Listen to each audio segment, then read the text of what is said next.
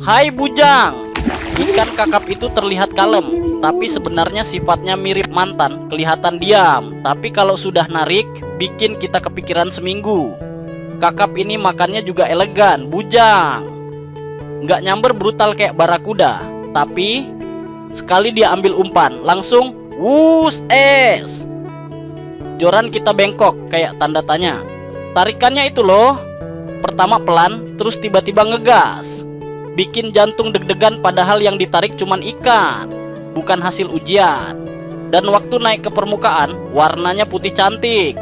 Putihnya tuh kayak aku mahal, jadi bangga dong dapetin aku. Pokoknya mancing kakap itu sensasi campur aduk. Kaget iya, seneng iya, keringetan juga iya. Yang penting, kalau kakapnya udah kena kail, jangan sampai lepas. Karena kakap lepas itu rasanya lebih nyesek dari gaji belum cair.